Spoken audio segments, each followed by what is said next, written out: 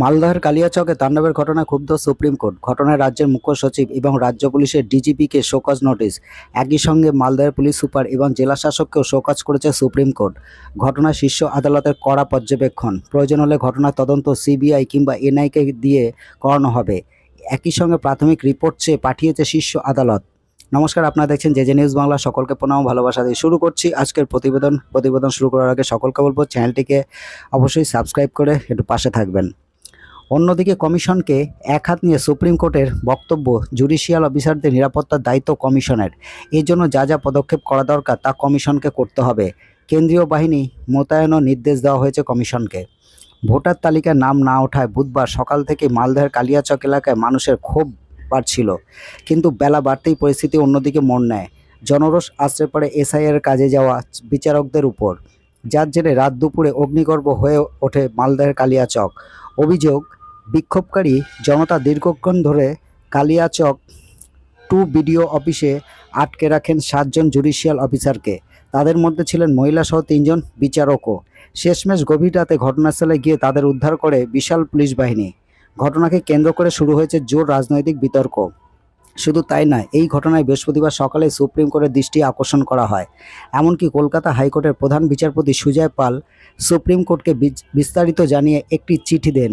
সেই চিঠির কথা উল্লেখ করে সুপ্রিম কোর্টের প্রধান বিচারপতি বলেন, আমরা হাইকোর্টের প্রধান বিচারপতির কাছ থেকে একটি চিঠি পেয়েছি। হোয়াটসঅ্যাপের মাধ্যমে বুধবার রাতেই আমাদের মধ্যে কয়েকজনকে জানানো হয়, কালিয়াচক এলাকায় বিচারকদের দুষ্কৃতীরা ঘেরাও করে রেখেছিল। রাত 2টো পর্যন্ত আমরা নজর রেখেছি।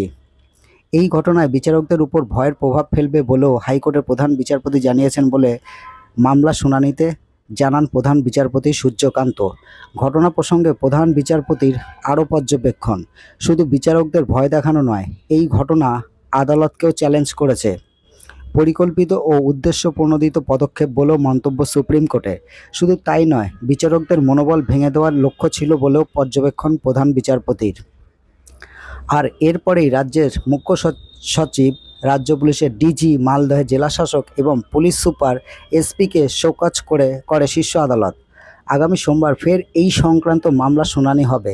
সেদিনই মুখ্য সচিব, ডিজি, মালদহের জেলাশাসক এবং এসপির ভার্চুয়াল মাধ্যমে হাজিরা দিতে বলা হয়েছে। এদিকে মনোনয়নপত্র দাখিলকে ঘিরে জেলায় জেলায় উত্তেজনা। বিজেপি ও টিএমসি কর্মী সমর্থকদের মধ্যে স্লোগান ও পাল্টা স্লোগানকে কেন্দ্র করে বিভিন্ন এলাকায় উত্তপ্ত হয়ে ওঠে পরিস্থিতি। দুর্গাপুর, দিনহাটা, বোলপুর, সিউড়ি সহ বিভিন্ন জায়গায় এই ঘটনায় চাঞ্চল্য ছড়িয়ে পড়েছে। পুলিশকে ধাক্কা মেরে সরিয়ে দেওয়ারও অভিযোগ উঠেছে প্রার্থীর বিরুদ্ধে। বুধবার প্রথমে দুর্গাপুর মহকুমা শাসকের দপ্তরে মনোনয়নপত্র দাখিল করেন দুর্গাপুর পূর্বের তৃণমূল প্রার্থী প্রদীপ মজুমদার, দুর্গাপুর পশ্চিমের প্রার্থী কবি দত্ত এবং রানীগঞ্জের প্রার্থী কালোবরণ মণ্ডল। এরপর দুর্গাপুর পূর্বের বিজেপি প্রার্থী চন্দ্রশেখর বন্দ্যোপাধ্যায় মহকুমা শাসকের দপ্তরে মনোনয়নপত্র দাখিল করতে যাওয়ার সময় তৃণমূল কর্মীরা জয় বাংলা স্লোগান দিতে থাকেন।